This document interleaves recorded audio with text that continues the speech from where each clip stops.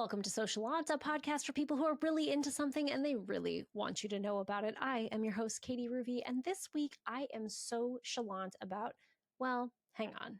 I'm both chalant and nonchalant about AI. Now, I've got two different, spectrums here. On the one hand, I've got kids who are in school learning topics that I learned like 20 years ago and have no idea how to do. So ChatGPT has been an incredible tool for me to be able to relearn a concept and help my kids study. And I think that's awesome. It's really cool to be able to sit down with your kid with a study guide that ChatGPT created so you can fill it out together and learn this whole new concept. So now my son and I are both really, really good at ADP and ATP, which actually ATP and ADP feels like the right way to do that. But most of you don't know what I'm talking about, so it's fine. But on the other hand, AI helps to adjust sounds when you're editing a podcast. And sometimes it does it even without your consent. So there is an option to clean up audio and make it sound a lot clearer that I usually use when editing this podcast. And I did use it in this case, but only because it didn't make any difference one way or the other. The AI automatically listened to the musical notes that were being played and heard them as foreign and cut them. So they are not able to be heard in any part of this podcast, which is very frustrating. There's a couple of notes that make it through, but that's when they're on the lower end of the spectrum. So I would like to apologize for the weird moments in here where no sounds are happening. I deeply apologize. It's one of the things we have to deal with computers. But all of that considered, let's meet our guest.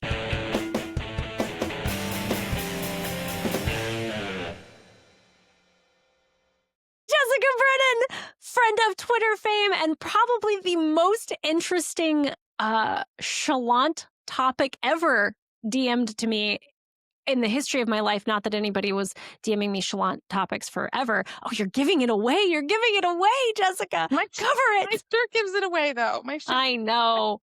But they might have just thought you were weird. Wow. I mean, both. Also both true. Is true. Okay, so before we get into what it is that you are so chalant about, tell us who you are. I'm Jessica Brennan. I'm a wife of one and a mom of six. I believe that's my Twitter description of myself. All my kids are in school now, which is weird. So Yes. you think I would be like, I can do all of my many hobbies, and I don't. I clean a lot. But yeah. There was a period where I only had 4 kids, and my last kid went to kindergarten, and I was like, what, do I get a job? What do I do? But there was still so much to do that it didn't make any sense to keep on, to just do anything other than keep on keeping on. Mm-hmm. And then it was COVID year, so we just came right back home. That's fair. Hey, get out of here. That's kind of how it works. So then I had another baby, and we didn't have to, we're not even dealing with it again yet. Okay, so wife of one, so we've ruled out polygamist. That's not happening. Mother of 6. And you are so chalant about what? I'm so chalant about the recorder, which everyone knows about. I assume if you went to school in the United States, elementary school at least. Yeah. And this is probably the one you were given. A little plastic, probably cost the school $3, which is one of the reasons that they give it to them. But it's kind of shrill. And something this small, you need a lot of breath control for, which 3rd, 4th, 5th graders do not have. Not a lot. And squeals, and it sounds horrendous when they're all in the same room. But it's inexpensive. It's an easy one you can learn 5 to 7 notes really quickly and play a lot of things. So that's kind of the reason it's the one that they use. They're not handing violins to everybody. They're just here, it's a whistle with holes. Yeah, it's a lot easier for you to deal with the mental capacity you currently have, which is probably why there's a priest on Twitter, Father Faulkner, who refers to it as the 3rd grade hell whistle. little high pitched. I don't want you to step on any of the questions because I refuse to change the questions. I'm real legalistic about it. But do you know any of the history of the recorder? Where did it come from? When did it have its height of popularity? Well, I mean, everyone associates it with, it's medieval Renaissance, and it is from back then. It's hundreds of years ago. And I want to say Germany, and I'm probably mistaken. This is not the information I retain about these things, but because it's still pretty popular in Germany. You can find a lot of music right now that's still being written for the recorder in Germany. They call it the Blockflute, the Blockflöte. And several of these are made in Germany. That's incredible. So I've looked into, I emailed Yamaha because, as far as I'm aware, Yamaha makes the only one handed recorder, but they don't make it anymore. It's like no longer a thing. And when my son started doing the recorder in third grade, my baby daughter, who was then probably 3, she only has one hand. So she's like, I want to learn to do this. And I was like, but just so you know, if you're a limb different family out there, Yamaha at one point considered you, just so you well, know. I will say Aulos is another recorder. I have several Aulos record. It's like Aulos. And they make I know I wrote it down. They make a soprano and an alto, which I'll show later, but where each little finger hole, we'll find a good one, where each little hole for your finger is a separate piece. So if you have, and I think if you have 5 like movable fingers, you can play almost a whole range because you can turn them any way it reaches. Like I have weirdly short pinkies, so I can crank this bottom one way over to the side because most recorders come with it's a 3-piece thing. It comes apart usually in 3 pieces. But yeah, Aulos makes a soprano and an alto, which is slightly larger, where you can adjust. If you have up to, I think 5, if you have 6 working fingers, you can get like 5 more notes. It's pretty cool that they do that. Wow.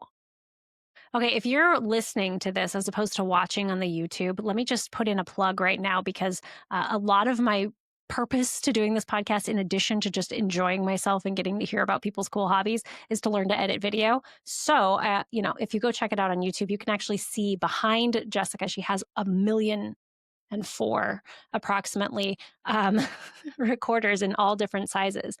Okay, so how did this passion first grab you? How did you?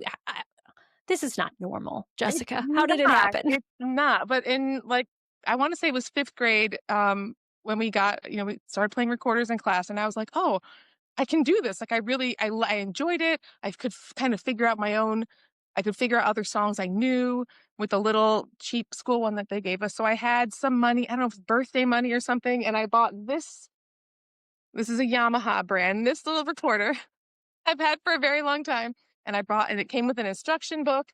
And I just knocked everything over. I just I went through the whole book and figured the whole thing out.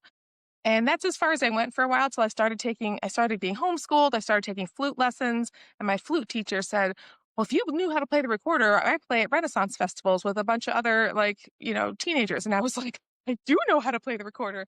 And I joined this little group and we dressed up and played at in the Kansas City Renaissance Festival. I was living in Kansas at the time. And then I had started with the soprano like everyone does. And then I moved to an alto, which is slightly bigger. I don't know if you want me to talk about size Yeah, here. show them. I want to see the. So Please, you this is brought what everyone things to has. look at. This is the soprano recorder. This is my favorite one to play. It's just plastic. It's about $35 for this one. You don't have to start with a $35 one. You can start with a $12 one. It's fine. The next size up is my favorite size. This is the alto. I'll turn it this way. There we go. So you can see the whole thing. So the Wow. alto is about half size bigger than the soprano. So where the soprano's lowest note is a C, it goes from C to C. It's considered a C instrument. The alto is four tones down. It's an F. So it's a little tricky when you switch from one to the other because the same fingerings aren't the same notes. And it's a little bit of an adjustment. So, but that's kind of like the gateway drug of the instrument once you get a new one. And the alto is its beautiful tones throughout both octaves. You can play 2 full octaves, all chromatics. Once you do this one, you're like, ooh, what else can I learn? And then you move on to, this is a tenor. There we go. It just keeps getting bigger. And the tenor is twice the size of the soprano because it is twice as low. It's an octave lower. And it's got a nice mellow tone to it. It's real soft. And then usually after you get, the tenor, you're like, ooh, what else can I get? And then you go smaller because that's the affordable direction to go. Right And after then, that, you're going to have to hollow out a literal tree to make it bigger.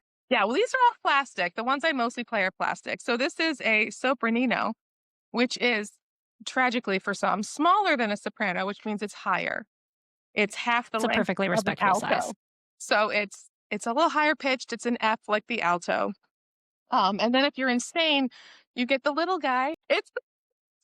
It's a Garkline.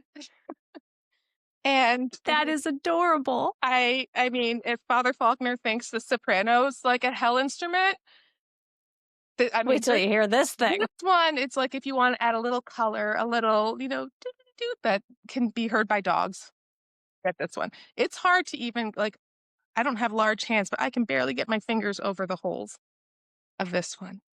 I don't even know if I've ever gotten to play it like officially. I may have been able to do a little toot toot in a song and be like, yes, we did it. There's just not a lot of demand for the teeny tiny recorder. Really? I think it was just like, how small can we make it? And you can't make it any smaller, but you can go bigger. And I do have one bigger. And this is the bass recorder. That's an oboe. Kind of. This is the biggest one I have. So it's another F instrument. It's twice the length of the alto. Now mine has this little crooked neck, so it's easy to play. It has a neck strap like a saxophone, but I lost Like a the neck strap, saxophone. You look like demented Bill Clinton on the Arsenio Hall show. so much. But you can get ones that go straight up and have a little vocal that comes down, like it is a bassoon, and you play. It's pretty neat. But I don't have big. There are 4 larger ones, and I don't own them because this one probably cost me about $250. It's plastic. It's a Yamaha. Yeah. This is a whole new world. I know, right? So I printed out pictures of the bigger ones because they're so cool. And now the recorder group that I have played with in the past, we have members that have some of the giant ones. These aren't the people in my group. This is an actual recorder group, the Flanders Quartet, like Flanders, like Ned, but they're holding. It is taller than her. Is that really big one? How does she even play that? Is it just like It's got on top of a playground equipment? It's got the vocal that comes way down. So you're standing here with 4 feet of recorder over your head. That's the biggest one. There's a lady playing it too, where I feel like it really illustrates the size. Incredible. Isn't that funny? And they get around it by making these square ones that are a little more affordable, and the little tube that the air goes through can be sort of wound inside. But those are like, that giant one is a sub contrabass, and it's like 10 grand. They're only made of wood. I think there's like 3, maybe. It's not many because they're all custom made, But yeah, so after it's like bass, great bass, sub great bass, contrabass, it just gets bigger and bigger. You don't have to go that deep into it, but when you get them all together, when we would play in our group of people, we play a concert every year. And when you get the big ones and the little ones all together, it really sounds like a pipe organ. Because it's the same principle of forcing air through different sized tubes for different tones. And it's kind of neat. The big ones make the floor kind of like you feel it in your chest when they play. It's so cool. Okay. I have no idea even what to ask because like the limit of my knowledge on recorders is hot cross buns, which is your shirt, obviously. That's like 100% of what I've got, whatever my kids were doing when they came home, or that, that was the clarinet, wasn't it? At the beginning of Ferris Bueller, where he's like, never had one lesson. Yes. But I can tell that's pretty much all I've got. Everybody who's a Star Wars fan has heard a bass recorder. And I can play a little because bit. They had it in the Mos Eisley Cantina. No, it wasn't Mos Eisley, but if I can, I don't have music for it because no one transcribes stuff for a recorder, but it was a real recorder and I recognized it immediately and like had to pause the show. But if you've ever watched this show.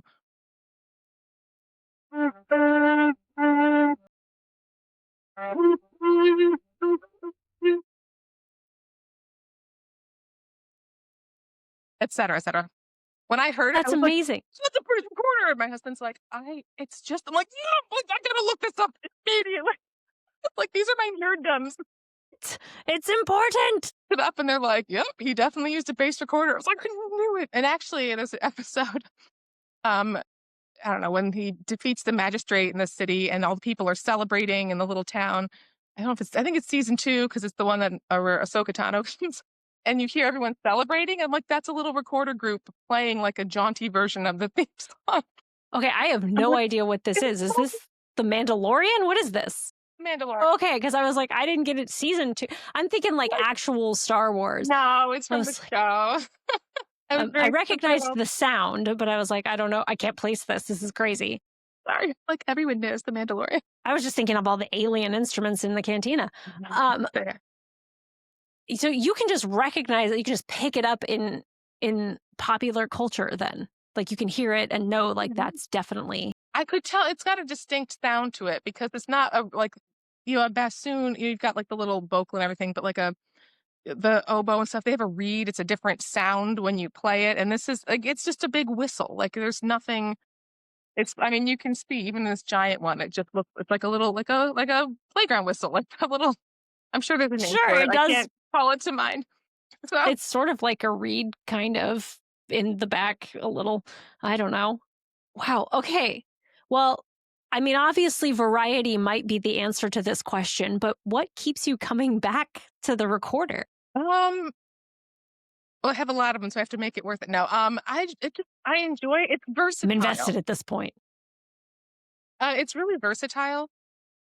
And I was the only kid in my family for a long time. I'm one of 6 kids myself, and like I love to play it. And I would tape record, like I'd get little books of duets, and I'd tape record one part, and then like play a duet with myself. And then my one of my sisters, who's much younger than I am, one day she's like, maybe I'll learn to play the recorder. And I came in like with all my stuff, like you're gonna learn. And we still play together now. She lives locally to me, which is amazing. And we still play. It's so great to when you play with a group. It's just like I know it's there's nothing like it to play music with a group of people. Yeah. And it's kind of like anything, I think. Like, if you're a runner, you like to run marathons or groups or whatever, where there's lots of people who share your interest. It's kind of cool to be able to spend a little bit of time with them. I don't know. I just love hearing you talk about this. I'm really into listening to people who really like something talk about it because I think it's super cool. All right. So I'm very cheap. I'm not going to buy 6 million recorders to start with. If somebody wanted to like dip their toes into it, what would be the bare minimum that they need in order to make this go from like, I mean, I think we all know that you can get a $10 recorder somewhere, but Okay. like, what's the tipping point to like, this might actually be a thing you're into? If you want to start with one that has a nice tone to it, the 2 brands that I'm like, you don't have to get a wooden one. I have some wooden ones. All of them were given to me. I didn't buy any of those because they're like I it's just beyond my budget. But if you so I have when I upgraded from my little my little first one, I got an Owlos one again. I like the Owlos brand. And I think it probably cost me $12. Now they're between 15 and 25 depending on which model you get. And the Yamaha that I got, it's a little bit of a nicer plastic. It looks it looks like wood. Like we'll pretend that it's made of wood. It's a fancy wood or fancy plastic. Yeah, and this one would run like I think this one was about 33 $33 or something. I don't know if I got it from Amazon. Amazon does sell Yamaha recorders. Hmm. I've bought one. So, yeah. So But for a is that still a soprano, soprano? 15 to $30 for a soprano recorder. And Okay. it's a nice place to start because there's a lot of instruction books. The Sweet Pipes company has really great instruction books and they're not expensive at all. And they also sell a bunch of recorders. I've got a bunch of mine from them because they do sell a lot. Okay.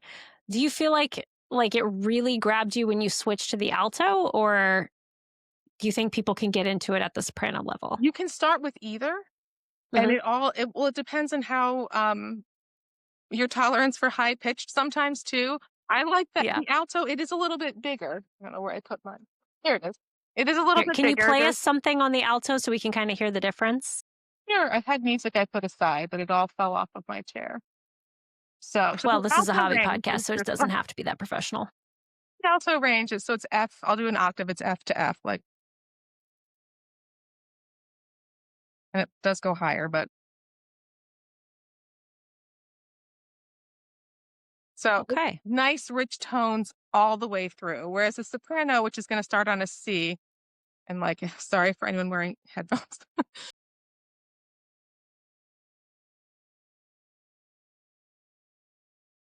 There it is. All right. So it's a little higher. The upper notes can get a little pitchy at times. The tenor, which has a beautiful sound. This is my good tenor. Has a lovely like.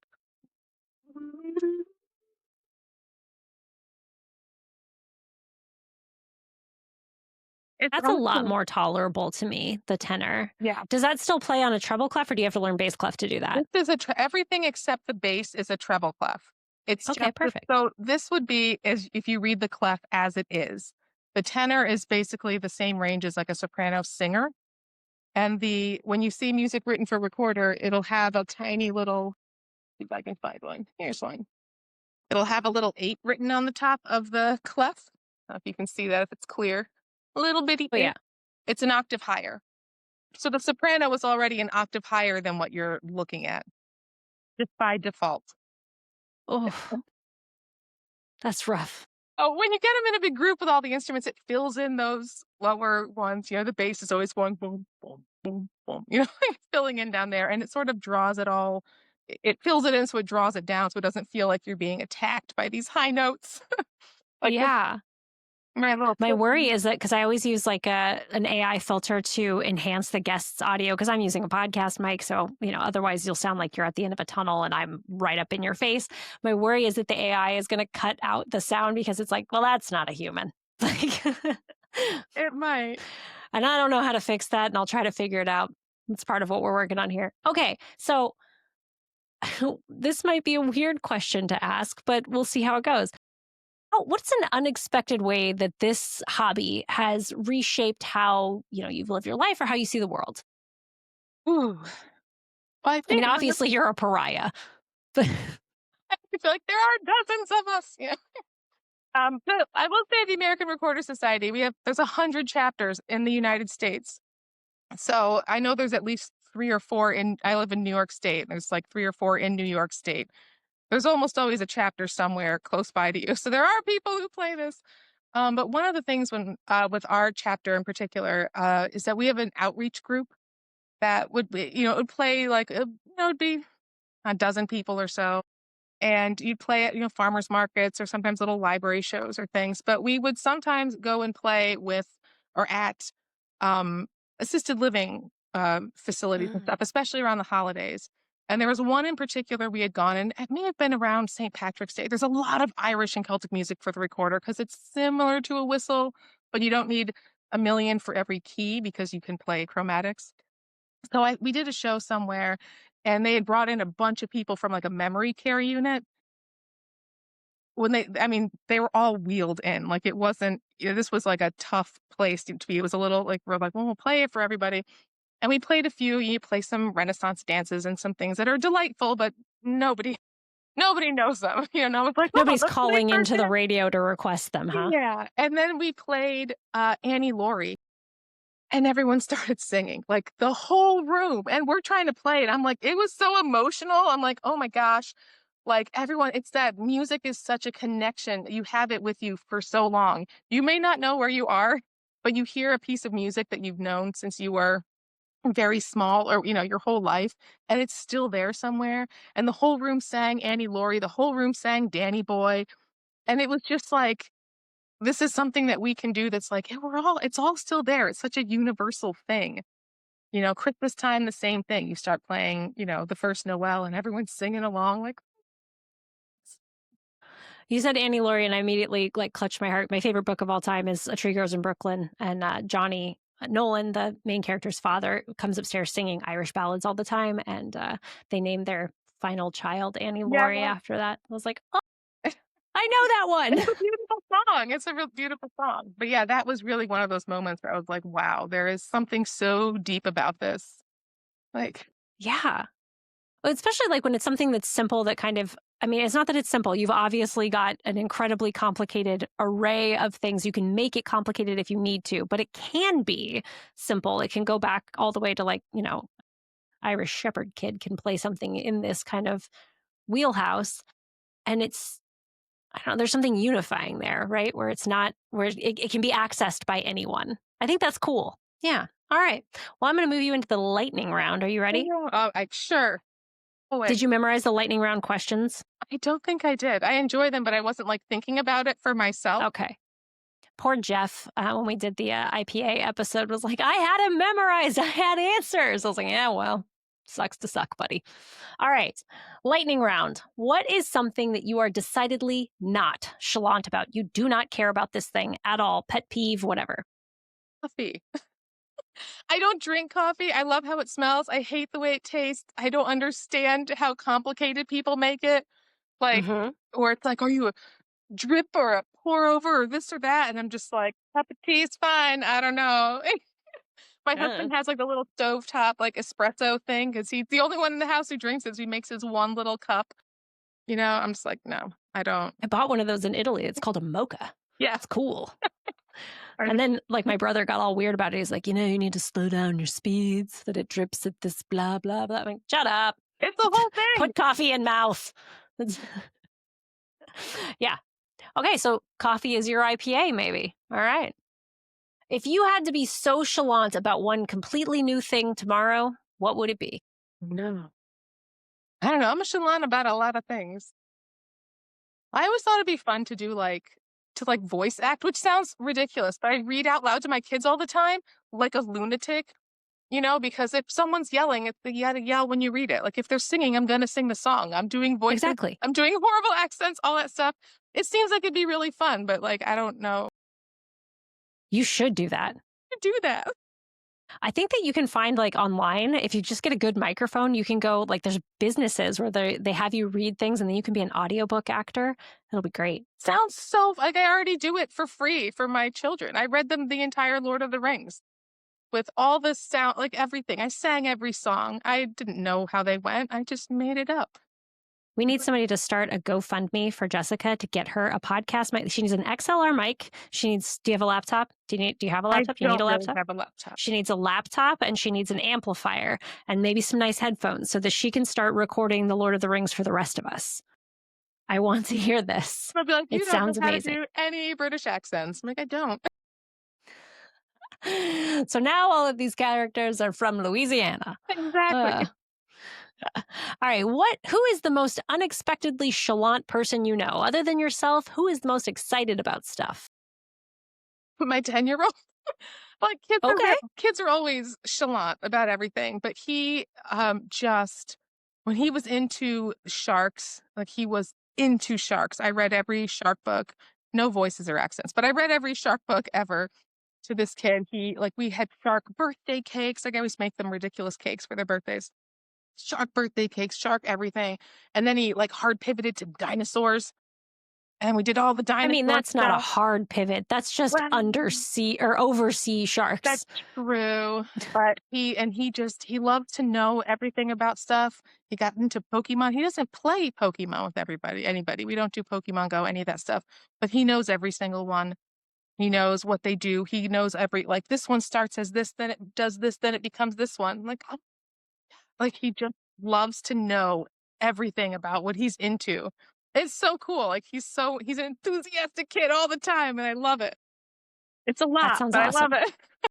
It sounds like a lot of fun, though. People who are into stuff are fun people, and they have better conversations at parties where they're not just talking about, like, you know, the news or politics. And they're like, did you know that this shark could eat a school bus? And you're like, what? It's great information. All right. What snack or drink fuels your chalant vibes? Well, playing When I recording, wrote you that can't question, I thought it was really like clever how I said it. And now every time I say it, I'm like, that is so lame. I get But it, now but I can't get off of it. you can't eat and play recorders because you blow everything into them, and then like food particles inside are a really bad idea. You can drink water, like I always have, like my water bottle.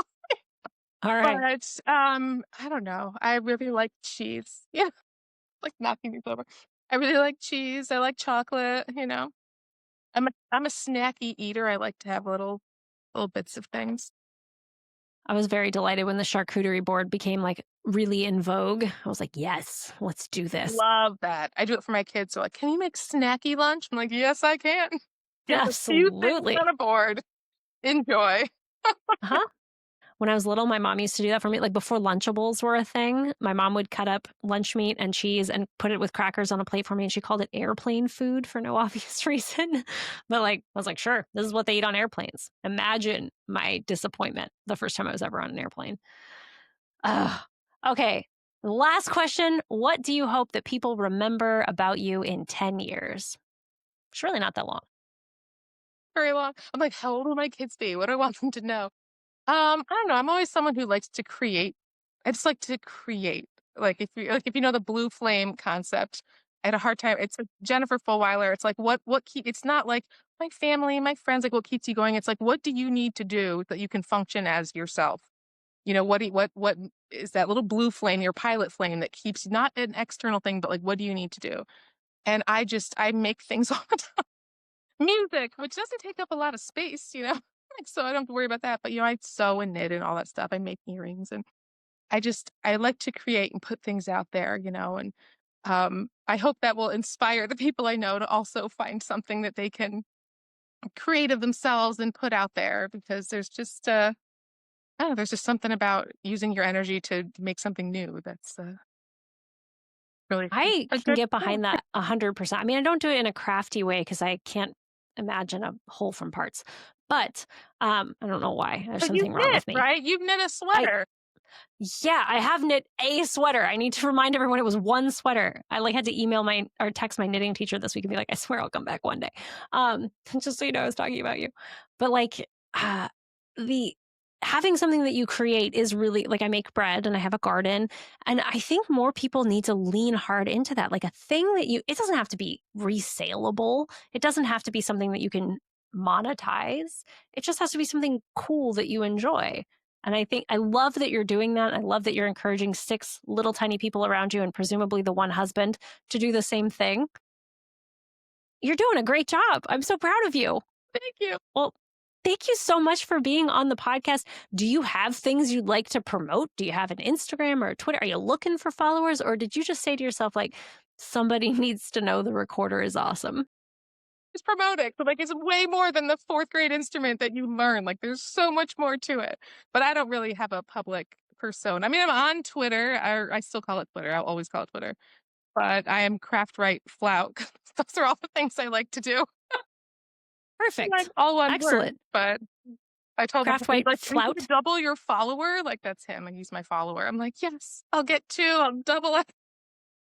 You're going to become the most followed I will follow you on the podcast account and then I will tag you in it. And then you'll have 4.5 followers. And then you're going to have to watch what you say on the internet. I never say anything. You're my favorite kind of person. Not saying anything on the internet, raising good humans, playing some very strange instrument, but doing it well and being delightful about it. I mean, I want to go play the recorder now. You should. It's great. I want to see maybe Chris, who did my intro music, see if he'll do a recorder intro for me. He's got like recording stuff. It's Yeah, impressive. yeah. It'll be that Anyway, terrible Heart Will Go On that's on YouTube. People will send that to me and be like, is this how you play? I'm like, not since I was no, 10, but yeah, thanks. not recently, Thanks but for your thank you, I compliment. guess. Well, thanks so much for being here, Jessica. And guys, if you liked this episode or if you like something even marginally as weird as the recorder, DM me on Twitter or Instagram. I'm Mrs. Ruby on everything. And I would love to talk to you about things because I think that this is super cool. And hopefully I won't have to put you off like I did with Jessica because I had a car accident last week. Sorry about the missing episode last week. But again, hobby podcast. So I'm doing the best I can here. All right. I'll see you later.